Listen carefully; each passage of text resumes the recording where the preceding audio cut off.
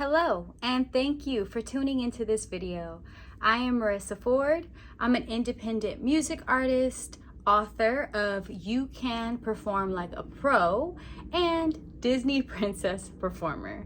Today in this video, I am going to be talking about some public speaking on stage performance tips that helped me get rid of my fear of being on the stage and help me focus on giving an amazing performance.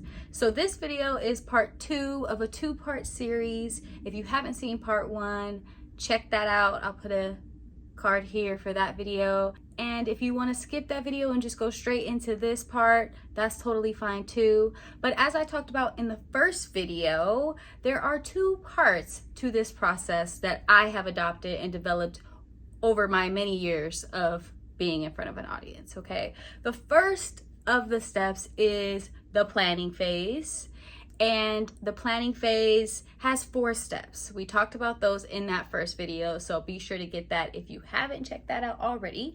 And the second part, which is my favorite part, is the practice phase, and the practice phase also has 4 steps. The 4 steps of the practice phase are: learn it, memorize it, stage it, film, watch, adjust, repeat, anticipate your audience, and bring the star power. Now we are going to break each one of these down with a bit more details. The first step in the practice phase is learn it, memorize it, and stage it. Okay. You want to make sure that you are thoroughly informed with anything you mention or talk about in front of an audience, just in case someone happens to come up with a question and ask you to elaborate on something. You don't want to have to think or give an excuse as to why you're not prepared for that. That is something that can cause anxiety when getting in front of people, is feeling that you are not prepared or well-versed on the information to be speaking in front of them. So make sure you educate yourself and you're knowledgeable about anything you choose to mention. For example, if Firefighter John was to talk about the hiring process of becoming a firefighter, and if you didn't hear that example, I'll put a little bit of background information. It's a career day speech and he's talking to kids and he wants to talk about the hiring process. Now, if the hiring process has changed since he has been hired or since he was hired, he would want to make sure that the information that he's presenting is accurate and up to date, just in case people are asking and trying to use that information after his presentation, right? Pretty straightforward. And after he's well versed in everything that he's talking about, he would then memorize that performance material that he prepared in the planning phase. Commit that to memory like the back of your hand. You want to know it inside and out.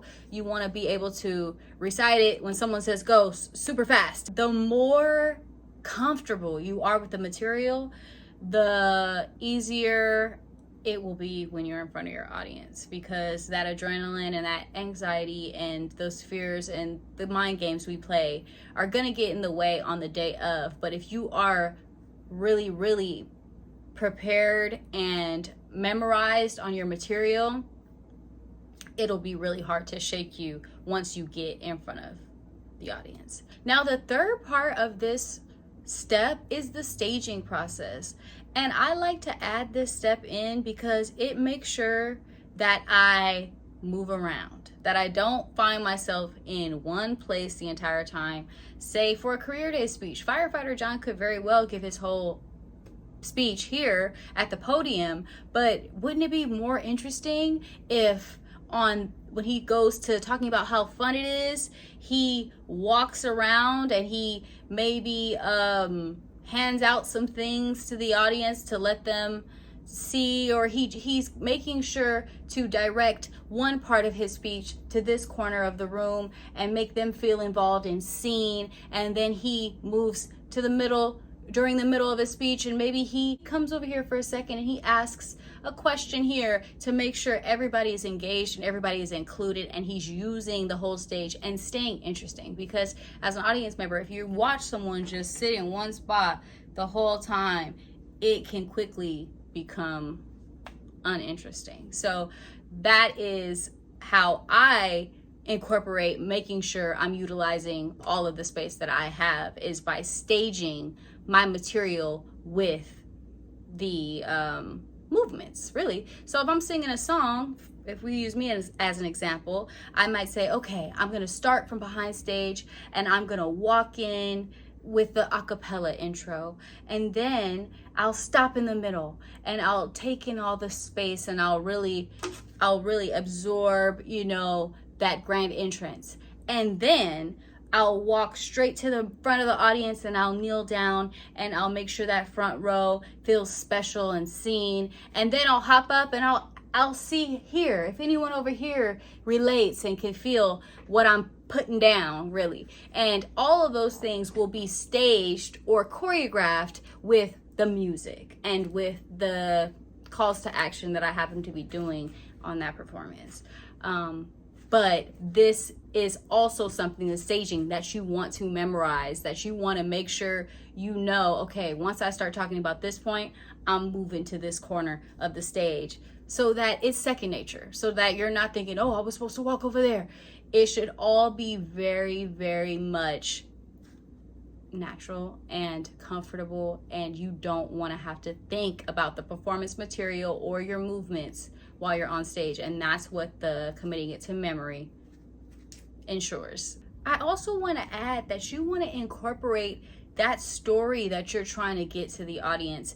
If it's a business proposal and you're trying to get them excited, if you're trying to get enthusiasm pumping through your audience, you are going to need to rehearse that. You're going to need to practice, you know, giving that to your audience so that you can then receive that from your audience.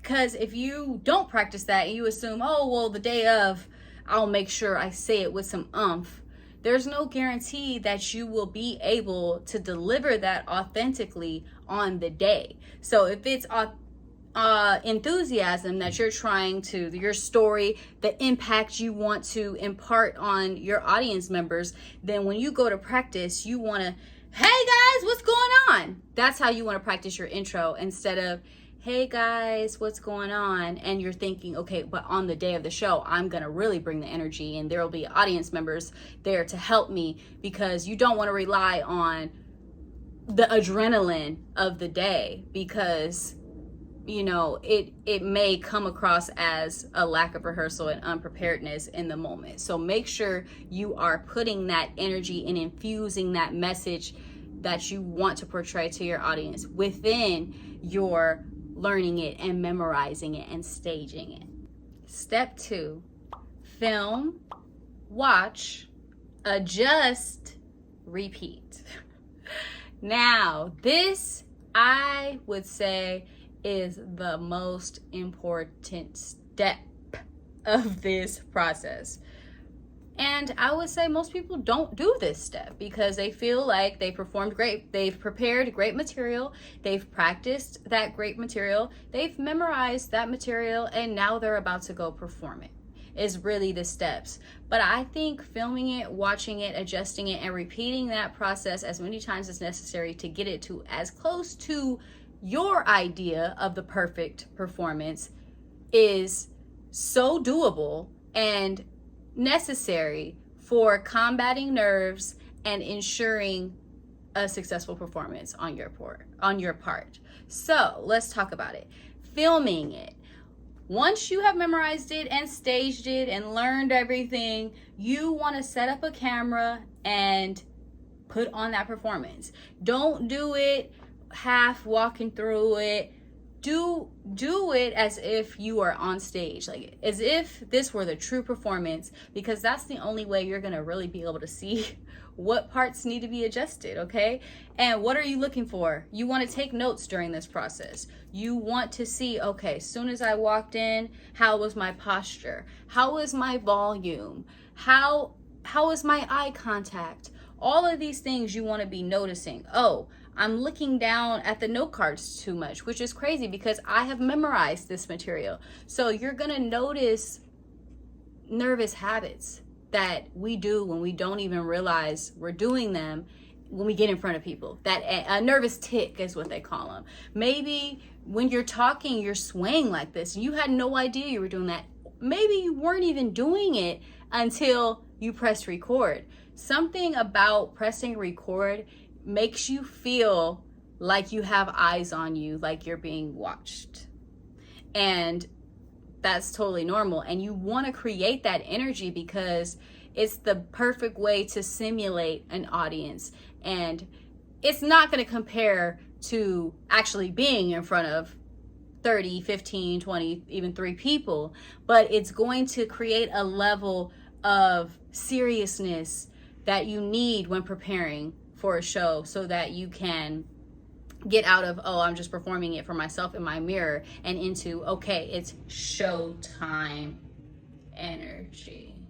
Now you may just want to film it so you can feel that on stage energy, but after you film it, you gotta watch it, and it can be cringe and it can be weird, but that's because we don't want to see our nervous tics and we don't want to see how awkward we are. But if we do, now we have a chance to adjust those things to make sure our posture is, better for presenting, and making sure that our volume doesn't go super low. These are things that I'm going to see. I'm going to be able to take notes, and I'm going to be able to make adjustments. Now, the adjusting part is just as important. If you film it and you watch it and you see what you're doing, but you don't practice how to change it, then it's gonna look like that on show day, and you're gonna still have those issues. So you're filming it, you're watching it, now you're adjusting. Okay, make sure I stay straight, make sure I don't stare, keep my head down the whole time. And you make those adjustments. And now what do? You repeat this process. You film yourself again. You watch yourself again. You take notes on what you're doing again. You make adjustments. And then repeat. You repeat this process as many times as necessary until you get to a point where you're watching yourself and you don't have any notes that you need, because now your posture is great. Now your volume is consistent. Now your eye contact is scanning the room. You have adopted all of these notes and made the adjustments, and now those adjustments are part of your memorization and the staging. It's all second nature. It's all ingrained into you at that point. Yeah. Step 3. At this point, you're pretty much ready to get on stage and get in front of an audience. It'll be a professional performance.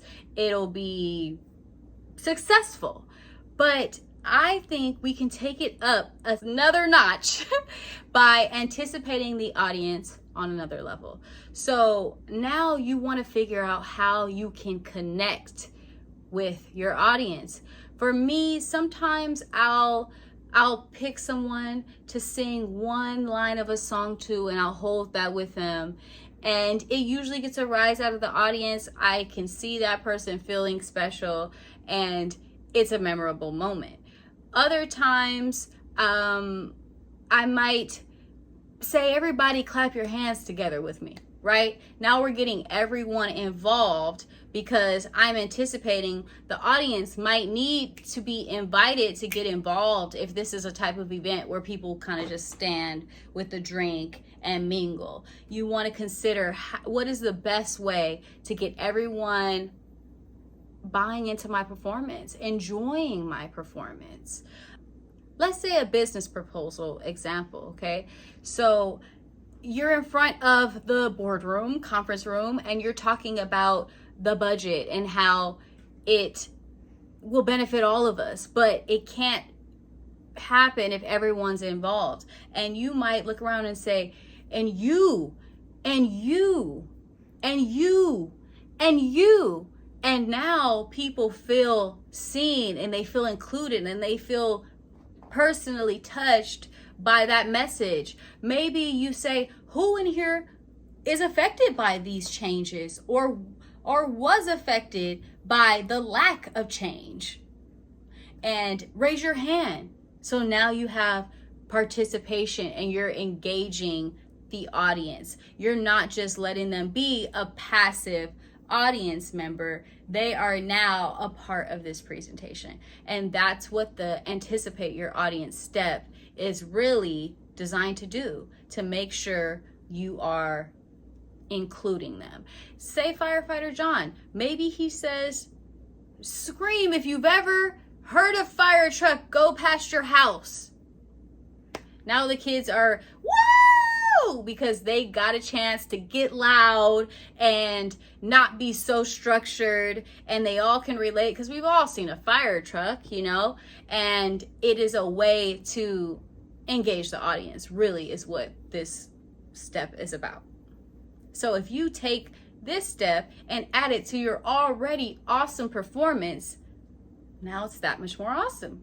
And then you're less likely to be stressed and worrying if the audience is going to be receptive of you, if you know you're already planning on ways to include them and have them engage with you. Step 4, bring the star power. Okay, this is a fun step because it's not really so much about practicing, but about preparing for the show, really.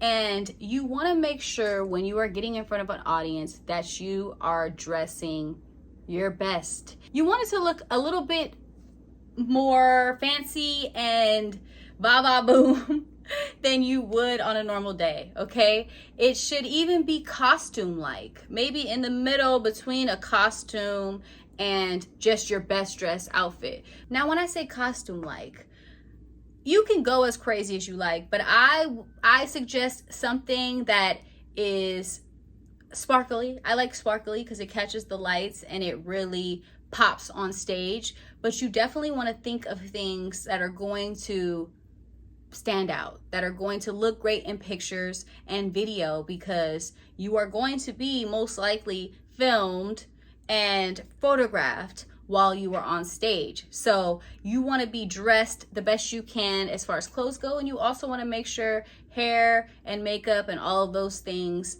are prepared as well. We're more likely to listen to Firefighter John if he's in front of us in a fire uniform or a suit versus a tank top and some flip-flops, just because the package is just as important as the product inside, the message, the speech, because they're going to be looking at you the entire time you're up there. And most of the time they're gonna scan you from head to toe, just because it's human nature, just because you are the image that we are receiving as the audience, okay? So think head to toe, what is going to look great? What is going to help deliver that message that you are up there to share? And you also want to practice in this outfit. You want to go to the film, watch, adjust, repeat section with your designated show outfit, okay? I had a show one time, I got this shirt and it was going to be awesome, and I finally put it on, and when I went to lift my hands to sing, I couldn't lift my hands in this shirt, okay? So I had to change the choreography, and luckily I had enough time to adjust, but I had a lot of arm up movements, let me tell you. So save yourself some time and try on your outfit. If you're gonna do brand new shoes, try those on, break them in, wear them a few times so that you're not in pain when you're on stage. Or let's say you have a part where you do a spin and maybe you're performing music, but your heels don't allow for that. You have to make sure that you're putting yourself in a situation in which you can succeed, and not in a situation in which you're putting more obstacles or variables in your way on the day of the show, okay? Okay, those are all the 4 steps of the practice phase. If you have completed all these 4 steps, as well as the 4 steps in the planning phase, then you are really ready to kill the stage. I don't think there is anything else that you will need to do. I do have some show day rituals and some show day checklists that'll help you prepare. I will make a video for that. If this video helped you at all, please like, comment, subscribe. And if you have any things that I maybe didn't explain thoroughly or that you would like more information on, just comment that and I can make more videos expanding on that. Also, in my book, You Can Perform Like a Pro, there is more information on each of these steps in there as well. So I want to wish you guys the best of luck in your performance, and please let me know how awesome it goes.